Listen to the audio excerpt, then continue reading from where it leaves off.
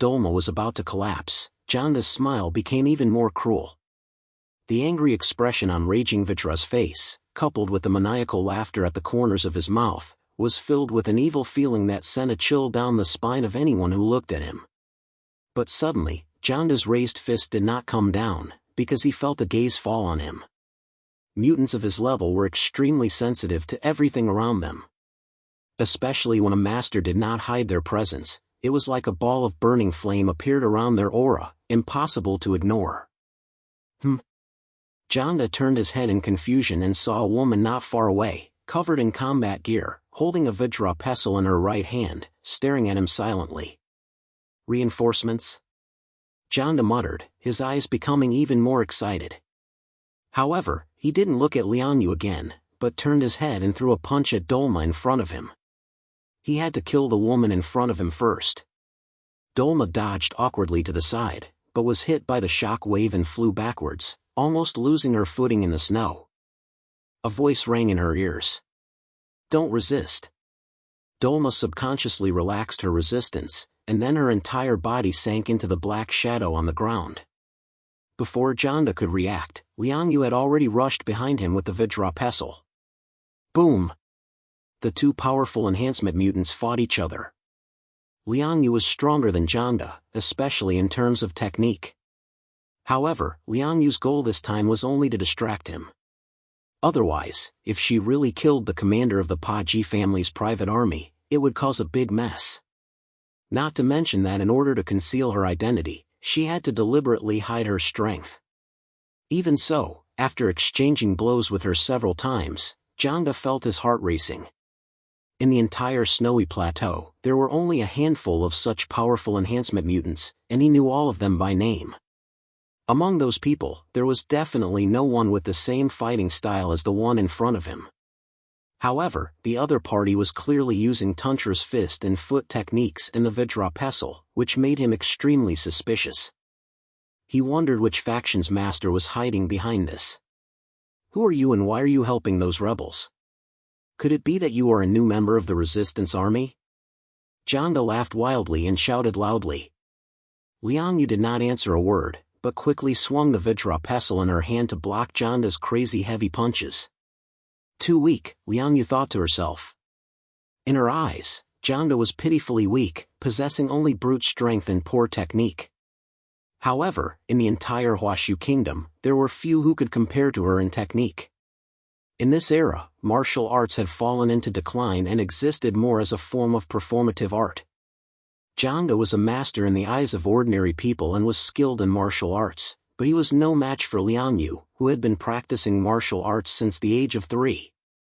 No matter how fierce Janda's attacks were, his powerful blows reduced the surf camp to ruins, but his fists couldn't land on Liang Yu and were only unleashed on dead objects. It looked terrifying, but it was all ineffective. The more Janda fought, the more frightened he became, and finally, cold sweat began to pour down his forehead. The mysterious figure in front of him was too strong, and had not launched a single powerful attack from start to finish. Every time he moved, she was able to accurately predict his moves in advance and easily dodge his attacks. It was like an adult toying with a weak child. Who are you?" Janda's voice had changed slightly, and he asked, "Since when did the snowy plateau get someone like you?" Liang Yu chose to keep her mouth shut and didn't say a word. She was also a little panicked inside. In order not to expose her identity, she had to control her power, especially the few unique martial arts skills she had. Just like that, Janda was dragged to a standstill by Liang Yu. On the other side, Mu Yan led Dolma and the other members of the resistance army to the courtyard where the women were being held. Most of the private soldiers here had gone to the front lines to provide support, and the few remaining ones were easily dealt with. Dolma and the others opened the cellar and, despite the extremely foul smell that wafted up, they endured it and went down. Dolma immediately searched the crowd and quickly locked her gaze on two women who had empty eyes. Then Dolma rushed over, tore apart the steel bars of the cell, and held them tightly in her arms. Mu Yan said to them, "Take them and leave quickly. If you stay any longer, their men may discover you here." Dolma tucked the two girls under her arms and said to Mu Yan, Thank you, we're leaving right away. Several other members of the resistance army also took a few women with them and left with Mu Yan. Mu Yan frowned and didn't say much, but used her shadow to take them far away. At the same time, she also sent a signal to Liang Yu, telling her that she had picked them up. Don't drag it out too long, lest it cause unnecessary trouble. Liang Yu felt a little relieved and continued to fight the furious Janda. No matter how powerful Janda's attacks were, she was like a small boat in a storm, seemingly swaying but never falling. A few minutes later, Mu Yan gave her the information that everyone had been taken to safety. At this point, Liang Yu decided to break away and leave. As agreed, she would first escape from these people's pursuit, then reunite with Mu Yan and use the powerful concealment ability of her shadow to return to Paji's courtyard silently. However, this was not as easy as it sounded. Janda and the others would definitely follow closely behind. Thinking of this, Liang Yu frowned and looked at Janda. Although separated by a black mask, for the first time, Janda felt a strong sense of danger. Ha! He raised his fists and slammed them forward at Liang Yu. Liang Yu moved 2 steps like a ghost and dodged his powerful punch. Then she raised the Vajra pestle in her hand and struck Janda directly in the chest. Puff! The tip of the Vajra pestle sank into Janda's chest, and his diamond-like body shattered under the blow. Janda's entire body seemed to lose all strength. With such a sharp weapon stuck in his chest, few people could still move freely. Liang Yu reached out and pulled out the Vajra pestle, and Janda immediately knelt down on the spot. He was close to despair. The other party's strength made him unable to muster any desire to win. He had thought he was about to die. But at that moment, the mysterious figure turned around and soared into the distance like a bird. After a few leaps, the figure was nowhere to be seen. Soon after, Liang Yu caught up with Mu Yan, Dolma, and the others. This was a snowy mountain, and places like this were everywhere on the snowy plateau. Hiding in these vast snowy mountains, the Tusi's private army had no way of finding them. Dolma led a group of people riding wild wolves and waited here for Liang Yu to arrive. Although their eyes were filled with gratitude, they were still very cautious. After all, they had no idea who Liang Yu was. Under these circumstances, they couldn't rule out the possibility that this was a ploy by the Paji family to deliberately lure them into revealing the location of their resistance army camp. Upon seeing Liang Yu, Dolma jumped down from the wolf and walked up to her. Mysterious warrior, thank you for helping us this time. Dolma stared at Liang Yu and said sincerely. Liang Yu's gaze fell behind her, where she saw 7 or 8 women who had been rescued from the resistance army. Liang Yu couldn't help but frown. You only rescued these few people? There are clearly dozens of poor women being held captive down there. What about them? Liang Yu's words drew a cold laugh from a member of the resistance army behind her. What do you think this is? Children playing house? He looked at Liang Yu with suspicion. Even though she had saved him, he did not completely trust her. Mu Yan stood silently beside her, seemingly unfazed by the scene. Dolma rebuked in a low voice, "A Taiki, don't be rude to our benefactors." The man called a Taiki didn't continue talking, but he still looked at Liang Yu and Mu Yan with caution.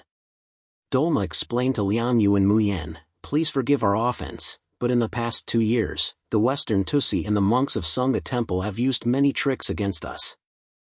This includes sending people to infiltrate our ranks by pretending to be our supporters, and then surrounding and attacking us." Hearing Dolma say this, Liang Yu understood why they were so wary of her.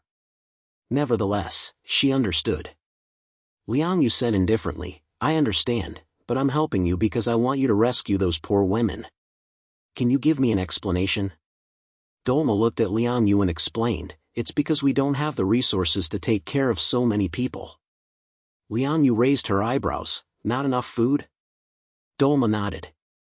"Of course." Shortly after the heavy snowfall in the snowy plateau, the Western Tusi family and Sangha Temple confiscated all the supplies. Our resistance army's life is probably not much better than that of the enslaved people. She glanced back at the women who had been rescued. Those we rescued are our relatives and sisters. As for the remaining 100 or so people, if we take them back, we won't be able to feed them all with our supplies. At this moment, Muyan, who had been standing aside, spoke indifferently. If you can't feed so many people, why did you raid the camp? You rescued quite a few people, didn't you? Liang Yu also stared coldly at Dolma. Obviously, Dolma's explanation was not reasonable. Dolma looked calmly at Liang Yu. Your Excellency is so powerful, I am no match for you, so I chose to stand here and talk to you. But you don't seem to have much experience with war. To put it bluntly, with more than 100 burdens, including pregnant women, and more than 100 warriors who can be trained to fight on the battlefield, which side do you think is more valuable to us? Upon hearing this, Liang Yu's pupils suddenly contracted. She took a deep breath and said in a low voice, I thought you were the saviors of the snowy plateau, not the same as those Tusi forces. Dolma smiled faintly and said dismissively, of course we are not the same as them. But we are not naive enough to think that kindness and sincerity can win us victory. Sacrifice is necessary to liberate the serfs of the entire southwest region. If necessary, all of us are willing to sacrifice our lives. She pointed to the resistance army soldiers behind her and said calmly. Liang Yu remembered how Dolma had just fought Jiangda without regard for her own safety, and her attitude toward her softened considerably. She also understood that Dolma was right. But what about them? Are they just going to be sacrificed? The resistance army soldier who had just spoken said loudly, staying behind gives them a better chance of survival than leaving with us. Tusi has plenty of food. He needs to keep these women alive for his own enjoyment. That was true, but hearing it said so bluntly made Liang Yu feel very uncomfortable. However, the resistance army of the snowy plateau was extremely honest and didn't hide anything, telling Liang Yu the truth directly. Dolma stared at Liang Yu and Muyan and said, you saved our lives, but we can't completely trust you yet. Please forgive our caution. We must be responsible for the entire resistance army. Therefore, please go back. Or, if you are also sent by Tusi, you can kill us now. Dolma placed her right hand on her chest and stared intently at Liang Yu. Muyan came to Liang Yu and said coldly, let's go. You've done what you came here to do. There's no need for us to have too much contact with them. Liang Yu sighed softly, you're right. She felt a little regretful, but she didn't regret her actions. She had saved as many people as she could, and at least these girls had been rescued. They knew that Liang Yu and Muyan were their saviors. They looked at them with gratitude, their eyes brimming with tears. Let's go. Liang Yu didn't say much and was about to leave with Muyan. Dolma stared at the two of them, her eyes sparkling, as if she was struggling with something. However, seeing that the two were about to leave, she suddenly opened her mouth and called out to them. Wait. Liang Yu and Muyan looked at her curiously, is there anything else? Dolma took a deep breath. She thought long and hard. People this powerful could indeed be Tusi's men. But what if they weren't?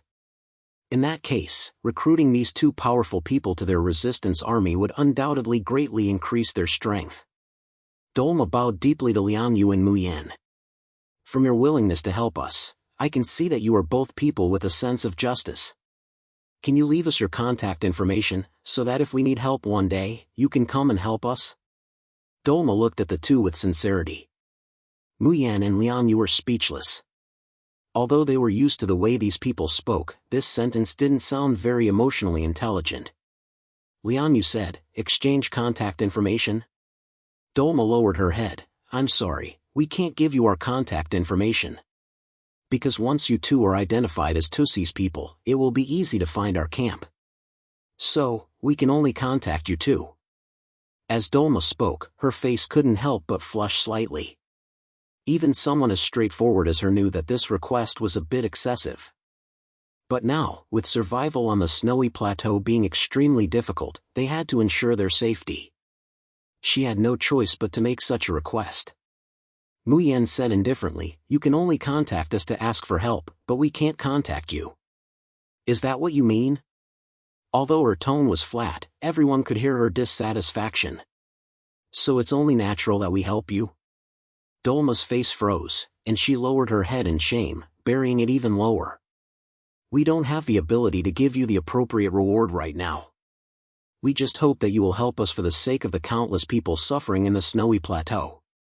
She gritted her teeth and endured the shame in her heart as she said these words.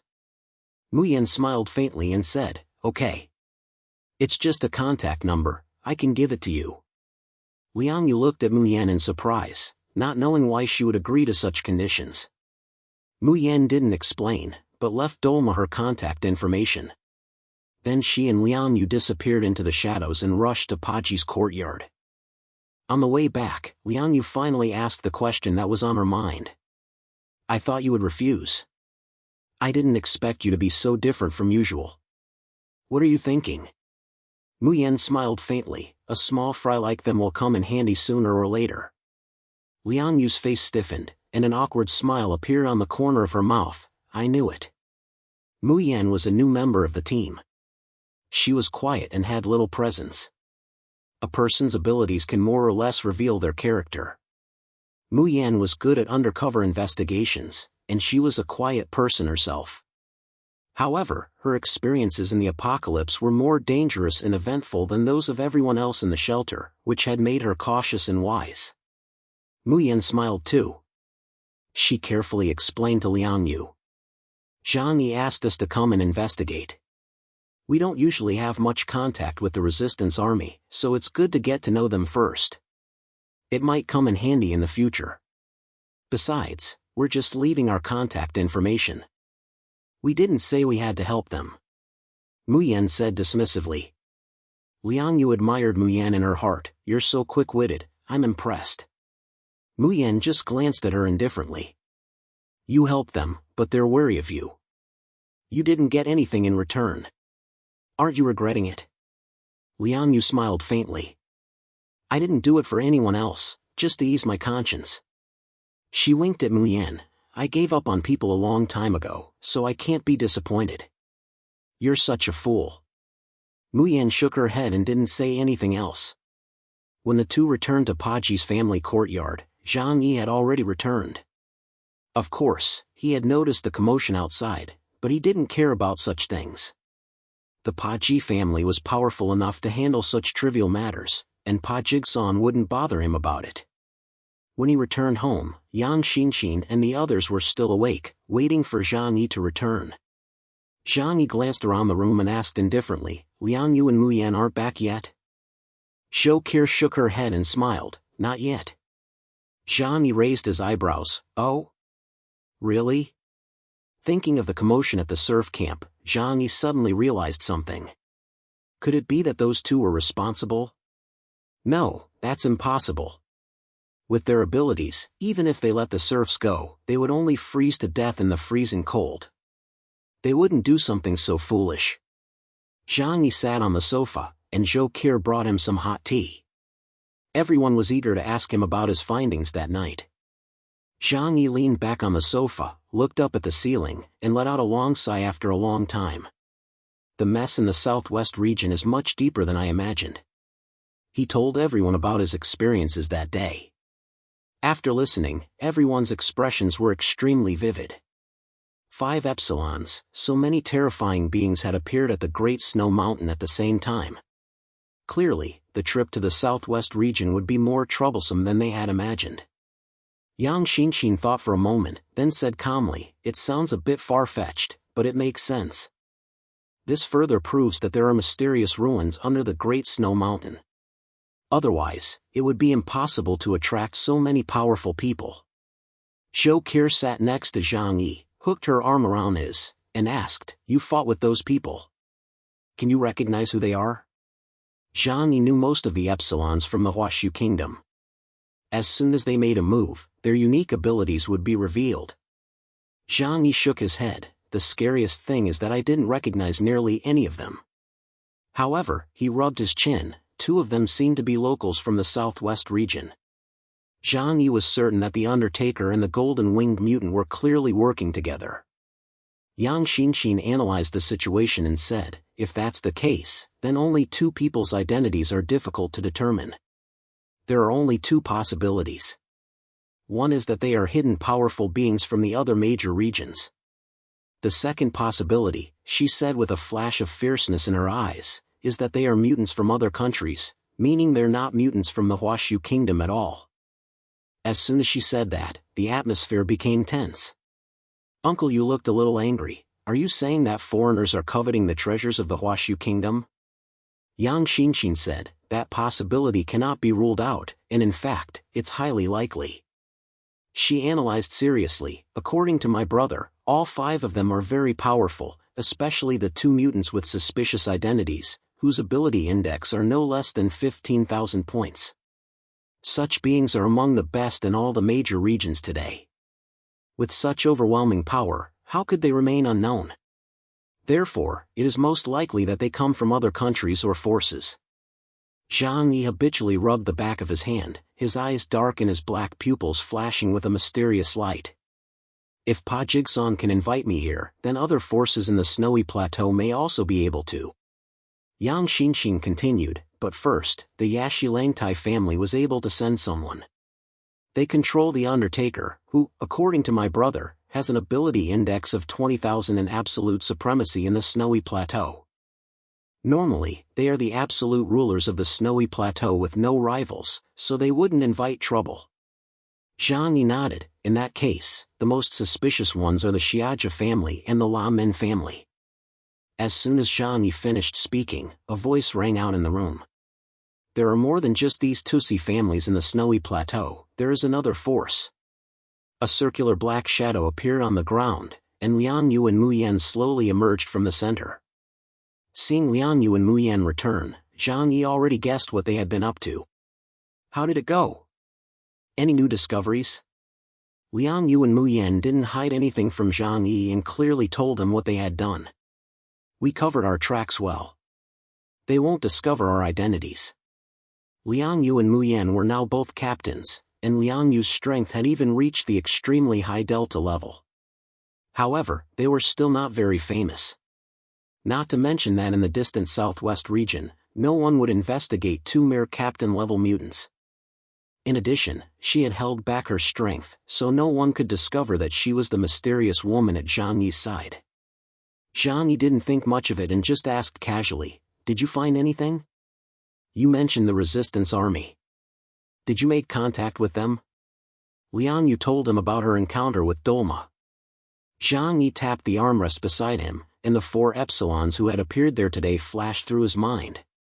And just as the 5 of them gathered at the foot of the Great Snow Mountain, the resistance army came to attack Pachi's house. If this was a coincidence, it was too much of a coincidence. Therefore, excluding the Undertaker, one of the remaining 3 people must be cooperating with the resistance army. Zhang Yi hugged his arms and fell into deep thought. Liang Yu looked at Zhang Yi and hesitated before asking, "Zhang Yi, do you blame me?" "Blame you? Why would I blame you?" Zhang Yi smiled faintly. "You did very well. Now we have another channel of communication with the resistance army. Who knows, it might come in handy one day." Liang Yu had once served as a bodyguard in a special position. With professional training, her skills were no less than those of a secret agent. If she said she wouldn't reveal her identity, then she definitely wouldn't. And even if she did reveal it, Pa Jigsaw wouldn't turn against her over such a small matter. "But you don't look very happy," Liang Yu said. Zhang Yi raised his eyebrows. "I'm not frowning because I'm blaming you, but because I'm thinking about how to maximize our gains from this operation. The Undertaker is very powerful. I've seen his terrifying abilities with my own eyes. It's not something that ordinary mutants can possess. It's too unimaginable. Even I'm not sure I can beat him." The power of the Tantric faith was awe-inspiring. He had seen with his own eyes how the Undertaker used his body as a conduit to absorb the power of the 5 epsilons and direct it toward the gates of the Demon Kingdom. At that time, his body had been beaten to a pulp, covered in blood and flesh, and his bones were exposed. But with the power of the Tantric faith, he had quickly rebuilt his body. At that time, he and the other 2 mysterious epsilons had to join forces to barely gain the upper hand. If the gates of the Demon Kingdom were opened, the Undertaker would have the 3 advantages of time, place, and manpower. At that time, would Zhang Yi still be able to get the better of him? Zhang Yi closed his eyes and fell into deep thought. The Undertaker was the biggest problem he had to face right now. The other two seemed to be just as strong as him. This trip was not going to be easy. Zhang De was easily defeated by Liang Yu, but Liang Yu did not take his life. As an enhancement mutant, his non-fatal wounds would heal quickly. However, being defeated on the Paji family's territory and watching the resistance army cause enormous destruction with his own eyes made Zhang De feel extremely humiliated. Soon after, he knelt in front of Pa Jigsaw with his head pressed tightly against the floor. "Tusi Paji, your subordinate is incompetent and let those resistance army soldiers escape." Pa Jigsaw stood tall and imposing, and his personal guard Solangi stood beside him, looking dignified and imposing. Solangi looked coldly at Zhang De below and, after hearing his report, rebuked him angrily, "You useless piece of trash. You let the resistance army escape on the Paji family's territory." Was the Snow Eagle there? The Snow Eagle was the soul of the resistance army and the first person to lead the rebellion against the Tusi's rule. Without him, the resistance army would not have been able to survive until now and would have been wiped out by the four great families long ago. Pa Jigsaw didn't say a word, his eyes devoid of emotion. He even had the energy to reach up and scratch his ear with his little finger, which was as thick as a carrot. Zhang De swallowed hard and hurriedly explained, "Those guys were no match for us." But just as I was about to take down Dolma, a woman suddenly appeared. That woman was dressed in very advanced clothing and was definitely not a member of the resistance army. She was stronger than me and almost pierced my chest with a single blow. This remark caught the attention of Pa Jigsaw and Solangi. An outsider? If the area was enlarged to this level, things would become complicated. In recent years, everyone knew that the Yashi Langtai family intended to take over the other three families. Therefore, all the families were secretly recruiting soldiers and expanding their power. Needless to say, the Paji family was no exception, and the other families were doing the same. It was difficult to verify the identity of outsiders, so it was impossible to know who was responsible. Just then, Zhang De tentatively raised his head and voiced his guess. We had only been at the battlefield for 10 minutes when the mysterious person attacked, and she had helpers. So, he deliberately left his sentence hanging, but no one needed him to finish it. Everyone understood that he was hinting that the person who had attacked them was an ally of the Paji family. Pa Jigsaw's eyes flashed coldly. Only when he was in front of Zhang Yi did he appear to be a silly, fat man. But in front of everyone else, he was a cold and ruthless tyrant. "Are you saying that I invited them?" Zhang De bowed his head and said, "I remember that there was a woman among the 4 people who came today. Judging from her build, she did look somewhat similar." Pa Jigsaw suddenly laughed loudly. "Ha ha ha. Zhang De, what nonsense are you talking about?" His laughter immediately stopped, and he said coldly to Zhang De, "Don't mention this again, and don't you dare tell anyone." Zhang De didn't dare to argue, but he was very confused. He didn't understand why Pa Jigsaw would protect those mercenaries so much. Only Solangi understood. If Zhang Yi really wanted to do something to the Paji family, he could kill everyone in the Paji family in one night. "Stand down. Send someone to investigate this matter thoroughly. Also, strengthen patrols every day and don't make the same mistake again." The loss of a few serfs and women was nothing to Pa Jigsaw.